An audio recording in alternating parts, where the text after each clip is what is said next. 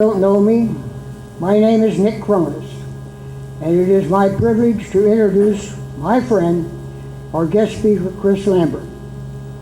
He is a United States Marine Corps Vietnam veteran.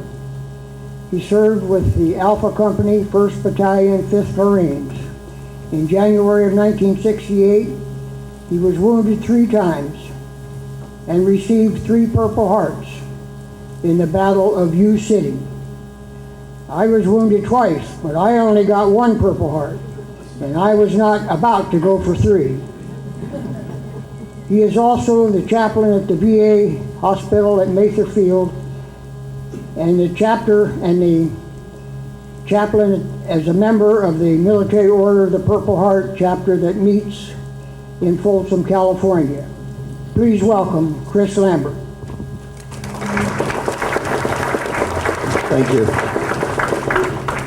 Now, Nick, I didn't get wounded 3 times in January. I spread it out. I wanted to make sure that, and if you had a little more pull, you would have got that second one. We'll see what we can do for you. First of all, I'd like to thank this post. You know, I've been here a few times now, and I'm gonna move this flag here. You can see that lady over there. Who knows, my ex-wife might not see me. I've watched a lot of the posts diminish over the years, and this post seems to keep getting stronger and stronger and stronger.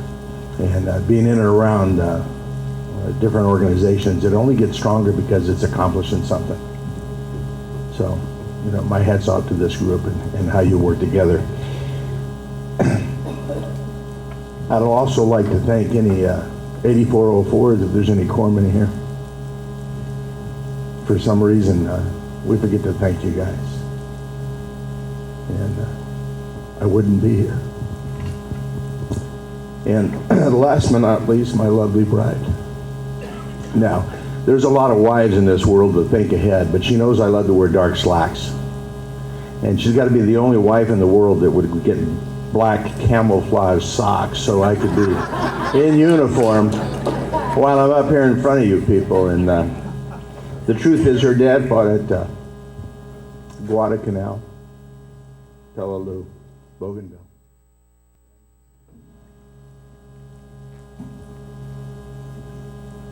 As Marines, we forget to realize how much of a part they are of our life. Jazzy, that was Nick. You know I was going to get through this, right? As I talk about General Liversedge, I started to dig up some history on this man.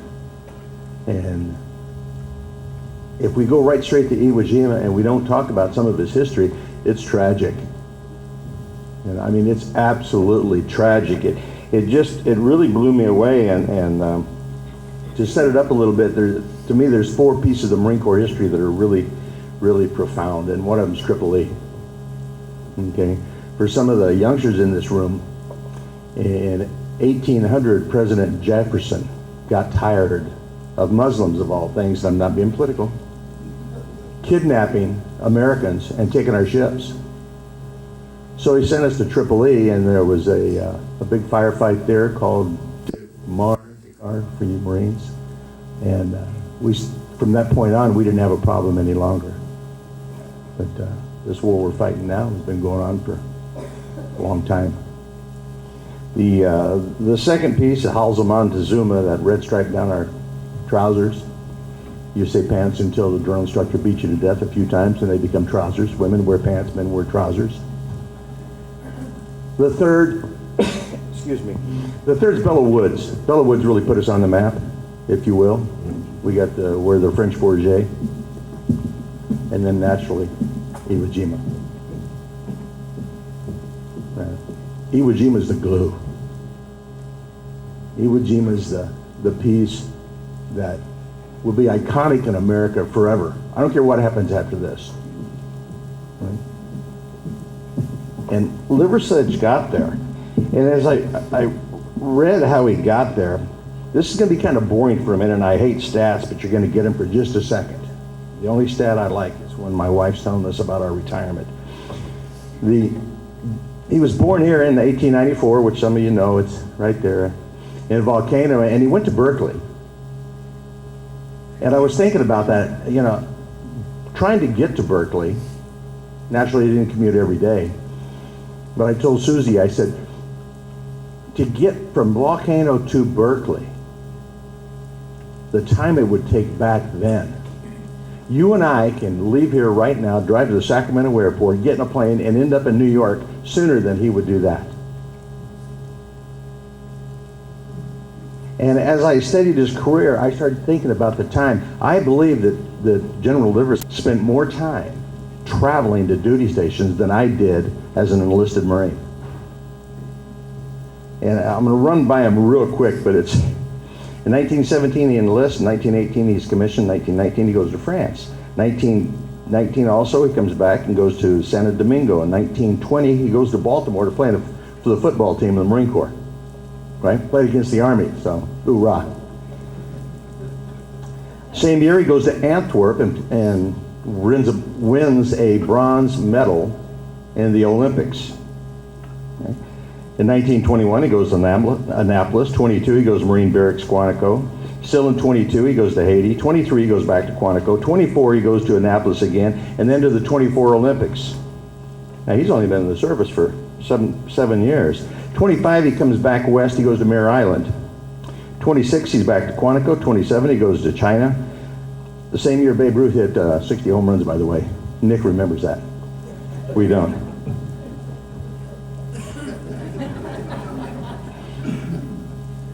In 29 he comes back west, he goes to Marine Base in San Diego, which I'm sure is MCRD now. Then 2 years later he's in San Francisco. And then for 2 more years, he's aboard the USS California. There was about a 5-year stretch there. He only had 2 duty stations. And I'm trying to get through this real fast because today's Saturday, okay? And if I don't get home and get the laundry done and the ironing, right, bad things happen to me, so.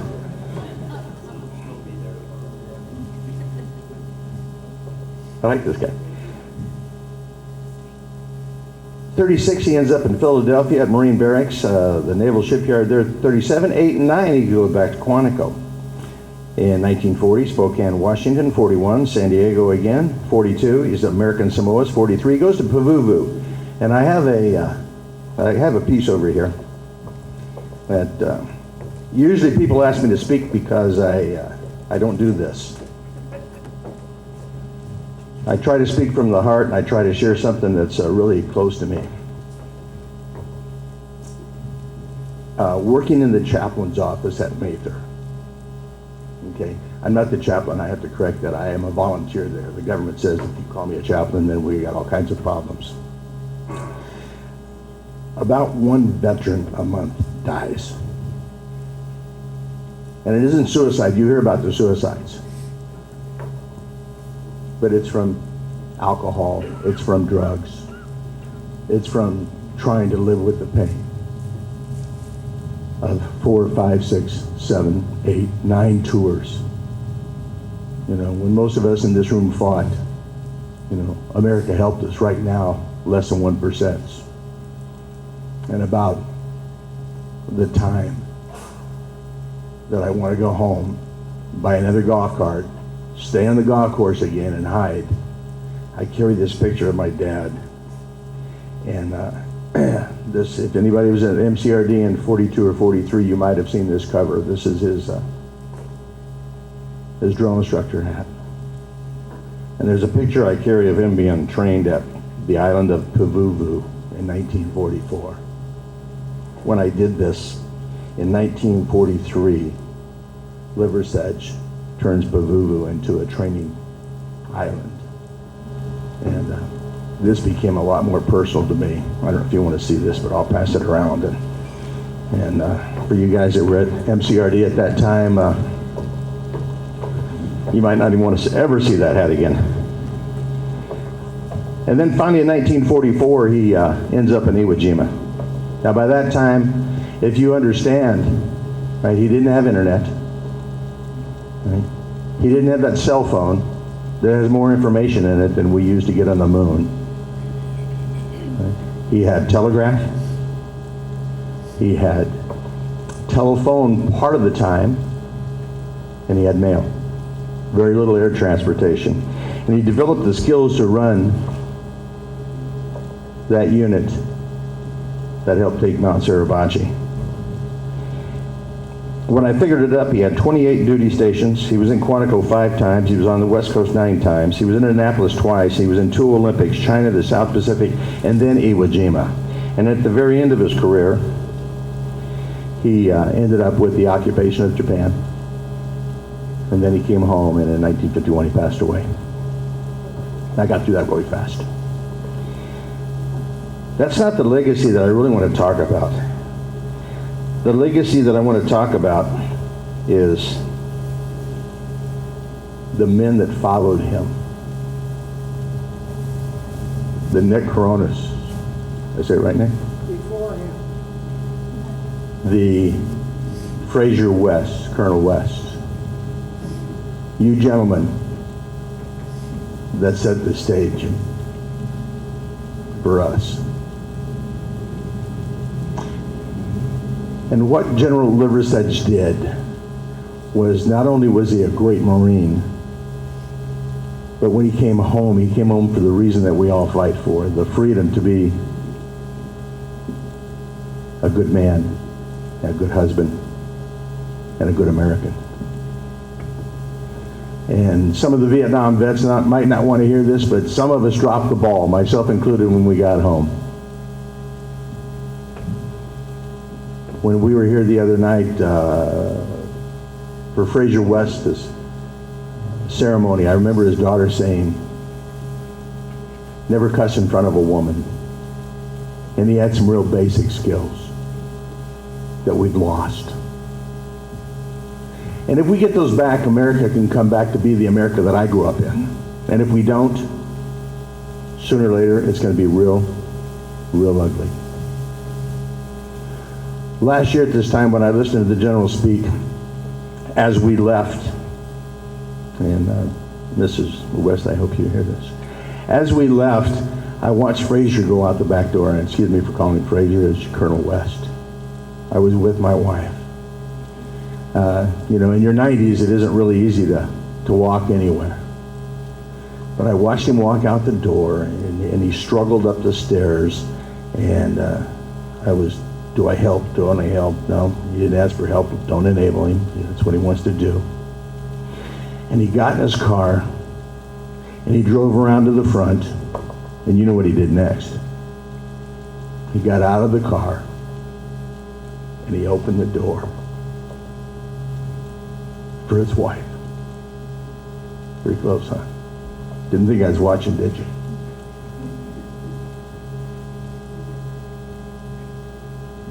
That was the men. That's the kind of man and men that served under Liversedge.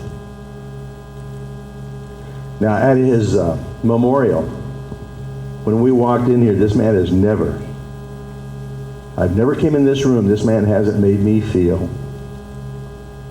like I'm a part of, like I own this place. And when we came in for the memorial, he had me and my wife put us right in the front row, as he did before, last year. You know, we got the Lance Corporal in the front row, and over my right shoulder is General Pyatt.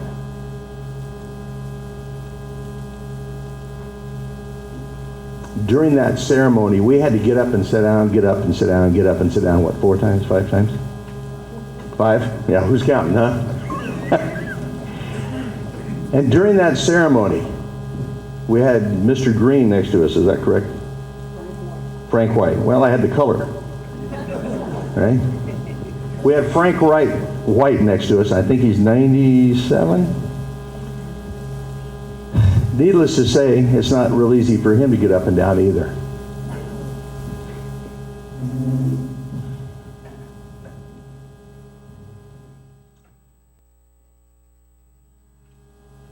At times, I have been prouder as a United States Marine than watching this man right here struggle to get up. He didn't pop right up himself, and then turn and make sure Mr. White got up. And then we'd sit back down. And then they'd get us up again, and here we go through this same thing. And he'd do the same thing. He said, my job. Okay. We went through this ordeal 5 times, and by the 5th time, I promised Mr. White, I said, if they make you do it again, I'm going to slap somebody. And his answer back to me is, no, I'll do it again. You know, 2 of my Purple Hearts I got in the same night in a firefight that was about 6-7 hours long. I saw a lot of great stuff, and we lost a corpsman, and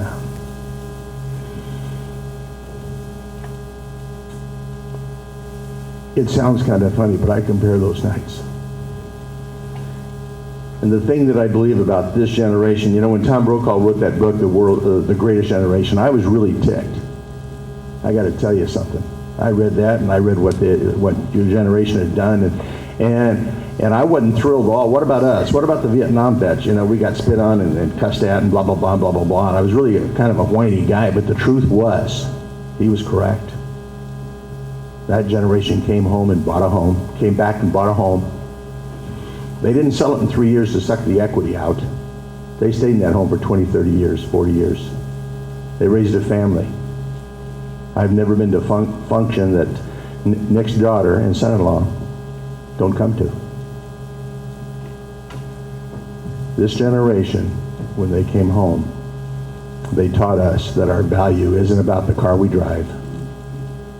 Our value isn't about the Gucci shoes we wear. And our value isn't about a $6 cup of coffee that we get and drive to work and make sure everybody sees. This generation is about America, helping your neighbor, being a person that you trust, and using the same values that we went and fought for and died for back home appropriately. I'm prouder now than I've ever been. In the military, when I got dressed this morning, I told my wife, I said, you know, when I put on this little, excuse the expression, fist cutter, I don't know if that's cussing or not, but I don't even know what the real name of this thing is. Cover? I told my wife, I said, you know, when I put this on, I'm still that 17-year-old kid in boot camp that's putting it on and getting ready to go. And 4 and a half count? That's from the guy that made us get up 5 times, Nick. There was about 40 years that I wasn't proud of wearing this, and I didn't. There's never been a time since I've been affiliated with this group, this man, and you guys, that I haven't been proud to be a part of the veteran team. I'm really where if you talk too long, you really wear things out. And I just want everybody to know that I appreciate you asking me to be here. God bless you, and God bless America. Thank you.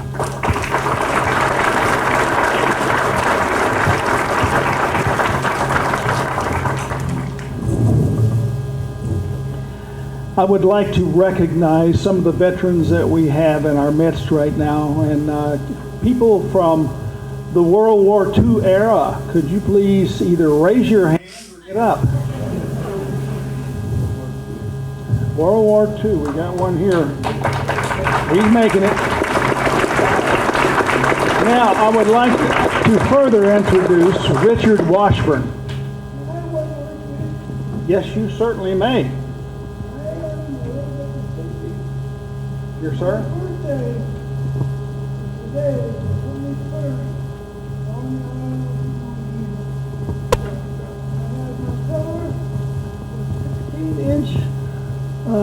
Unexploded Navy shell. I was chased away from that shell a couple of times, but I felt it was the safest place it could be. And it was safe because it took 2 more days before they knocked me out of the show. I spent 8 months in the hospital, and I'm back here, been cooking ever since, and I appreciate this day because this is my 92nd birthday. Richard Washburn is a veteran of Iwo Jima.